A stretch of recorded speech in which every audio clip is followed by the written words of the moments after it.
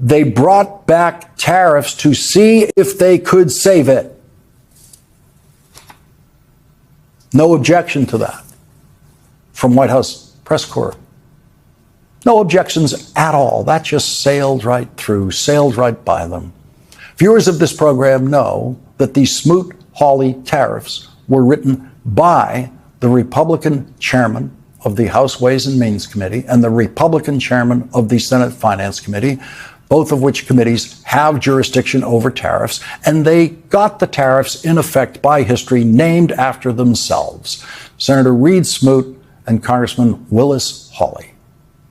Every day it seems like Donald Trump's cabinet officials set out on an expedition to find rakes to step on, and no one does that more than Pete Hegseth, the man plagued with scandal after screw-up, humiliating Donald Trump around every turn. And it just happened again after a new insider report within the Pentagon revealed how Pete Hegseth not only went behind Donald Trump's back, but exposed his cognitive decline in doing so, in a way that has insiders panicking over Donald Trump's health, creating a scandal on top of another scandal that we are going to get into. But before we do, if I could quickly ask you to leave a like on this video, and if you haven't already and you enjoy our channel, to hit that subscribe button, because it goes a long way in supporting our channel. Now, before we can get into what insiders are saying about Donald Trump's health because of what Pete Hegseth just did, I want to start with someone who gave an apt description of who is really running things in the White House.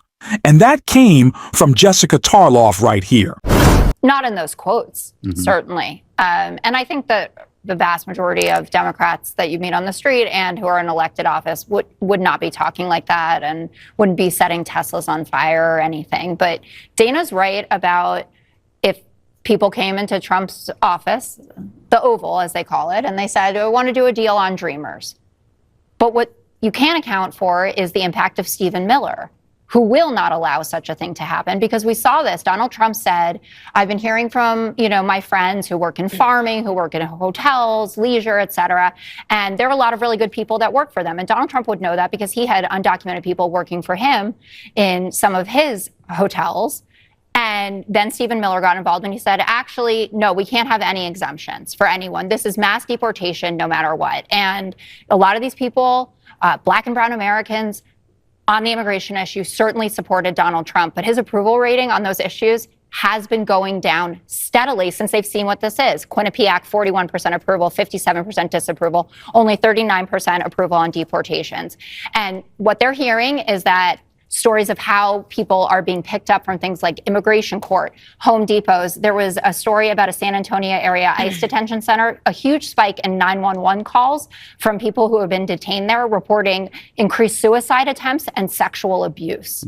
What is going on with this immigration policy is not what people showed up on November 5th for. I know there are some folks out there are pictures of those grannies that had those signs that says mass deportation now. What about you bring up something as charged as sexual abuse? Yeah. Who is causing the sexual abuse? Is it the people that run the running the detention center are raping the detainees? You've never heard of that happening, or they're abusing them? Because I want to be clear that that's what you're alluding to. That's what the report So said. People that are running the detainee center are sexually abusing. I don't have video of what was happening. I just know that they are seeing an increased amount of 911 calls.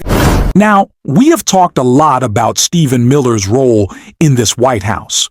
Not only because he might be the most morally reprehensible person in MAGA, or because he has a grating voice, or because his suits don't fit. Yes, we talk about all of those things. But the control he has is so important, because it goes to show how out of control Donald Trump is. That Stephen Miller is overriding the decisions of the president just lets us all know that Donald Trump has completely lost it. And everyone around him is looking for ways to grab onto power. Donald Trump has concentrated more power in the executive illegally, mind you, than we have ever seen. But at the same time, those around him are trying to take it. And Pete Hegseth did a latest move that has insiders in the Pentagon freaking out. And after we see what he did, we'll see why it is having people worried about Donald Trump's cognitive decline. Hegseth did not inform the White House before he authorized pause on weapons shipments to Ukraine. Sources say Secretary of Defense Pete Hegseth did not inform the White House before he authorized a pause on weapons shipments to Ukraine last week. According to 5 sources familiar with the matter, setting off a scramble inside the administration to understand why the halt was implemented and explained it to Congress and the Ukrainian government. Donald Trump suggested on Tuesday that he was not responsible for the move. Asked on Tuesday during a cabinet meeting whether he approved of the pause in shipments, Trump demurred, saying that only the U.S. would continue to send defensive weapons to Ukraine, impressed again on who authorized the pause. Trump replied, "I don't know. Why don't you tell me?" The episode underscores the often haphazard policy-making process inside the Trump administration, particularly under Hegseth at the Defense Department. The pause was the second time this year that Hegseth had decided to halt the flow of U.S. weapons to Ukraine, catching senior national security officials off guard. Sources said it first happened in February, and the decision was quickly reversed. 3 of the sources said, mirroring what happened on Monday night when Trump announced that the weapons shipment would continue despite Hegseth signing off on the pause. So Pete Hegseth signs off on this pause of weapons being shipped to Ukraine. Now, originally, no one knew who initially made this move. It has now come to light that this is Pete Hegseth making these decisions after insiders gathered these sources in the Pentagon. But it just, once again, goes to show how little Donald Trump understands. And 2 clips that came out of that cabinet meeting when Donald Trump was pressed that we are going to take a look at because they are disturbing, has people very worried about Donald Trump's cognitive health. And I want to take a look right here. Mentally failing critics, alarmed by Trump's mind-blowing Ukraine remarks.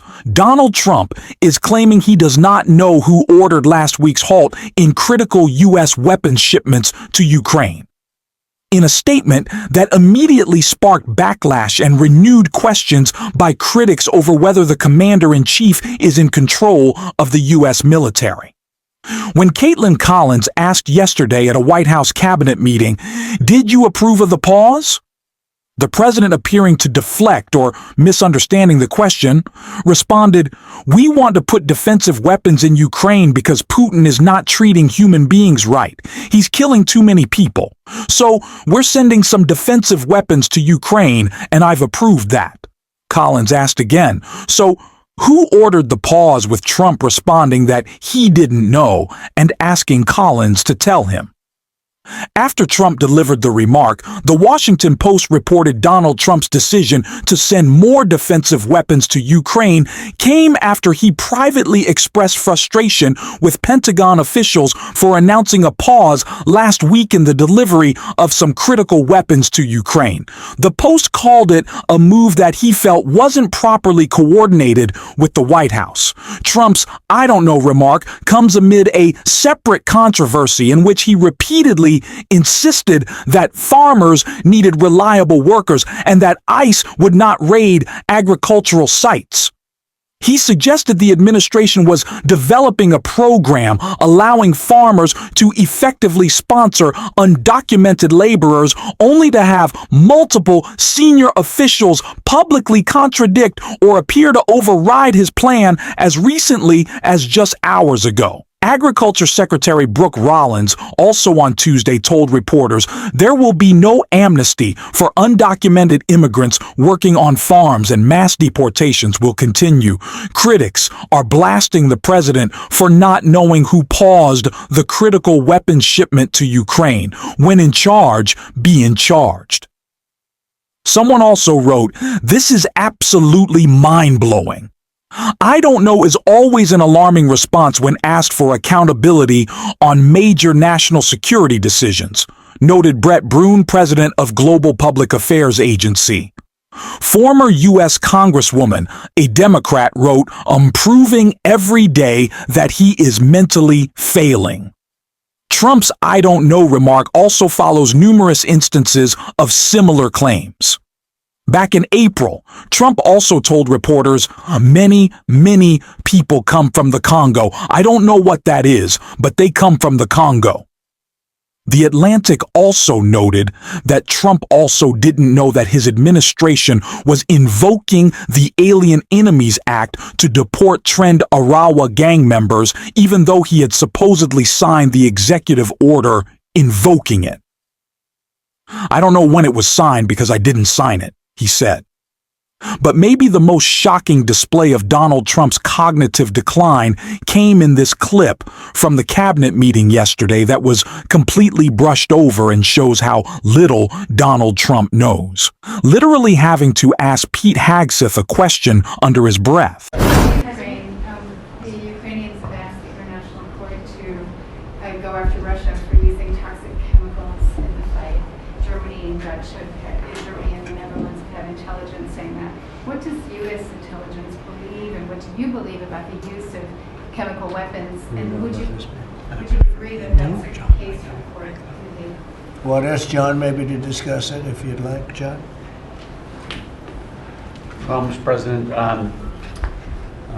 obviously chemical weapons, if it's documented and its use, it's illegal. It's against all international laws of armed conflict and treaties. And obviously I can't share in this room with this audience the intelligence that I can share with you privately, but obviously you're not going to stand or allow for any violations of international law by anyone. That's right. Thank you. So Donald Trump, a man with more presidential power than anyone in history who has gotten the Supreme Court to sign off on his ability to break the law, does not even know what he is doing in his own administration. A man with a pudding brain is being taken advantage of by everyone around him. Now, I don't say that with any sympathy for Donald Trump. I say that as a justification of why I call it a pudding brain. One, because it is melted goop. But two, it is very easy to maneuver. It is very easy to change Donald Trump's mind. This is a guy who decided we were going to be bombing Iran without justification or approval from Congress because he spent the morning watching Fox News coverage. The last thing in is the last thing out. That is how Donald Trump operates. He is a stupid man in cognitive decline who people can easily pull the strings of in the most dangerous administration in American history. Now, if that doesn't scare you, what Lawrence O'Donnell said right here might too. They brought back tariffs to see if they could save it. No objection to that from White House press corps. No objections at all. That just sailed right through, sailed right by them. Viewers of this program know that these Smoot-Hawley tariffs were written by the Republican chairman of the House Ways and Means Committee and the Republican chairman of the Senate Finance Committee, both of which committees have jurisdiction over tariffs, and they got the tariffs in effect by history named after themselves, Senator Reed Smoot and Congressman Willis Hawley. They were signed into law by Republican President Herbert Hoover in 1930, and they caused and accelerated profoundly the Great Depression. The tariffs came before the worst of the Great Depression, and they worsened the Great Depression, and they were done and put into law entirely by Republicans. And Joe Biden, on his sickest day in the presidency when he had COVID and he could barely speak, could never have said anything as utterly ignorant of history as that lunacy Donald Trump spoke to the White House press corps about tariffs coming after the Great Depression. But Donald Trump can do it, and the White House press corps says nothing because they apparently know nothing about the subject of tariffs or the Great Depression, and who knows what else. The shame of the White House press corps and the Trump campaign press corps is their disgraceful failure to be able to confront Donald Trump about his lies about who pays the Trump tariffs. That is the simplest lie Donald Trump tells about tariffs, which has become a huge subject in his presidency that no White House press reporter is apparently capable of understanding. And Donald Trump has never been confronted on that lie by the White House press corps. If an individual member of the White House press corps does understand, he has a pudding brain. I will continue to say it because it is a very scary reality that we have to continue to call out and to monitor. We are going to be doing so on this show, and if you want to support that, as always, you can hit that subscribe button, leave a like on this video, and if you stuck around to the end, drop a blue heart in the comments. And until next time, I'll see you soon.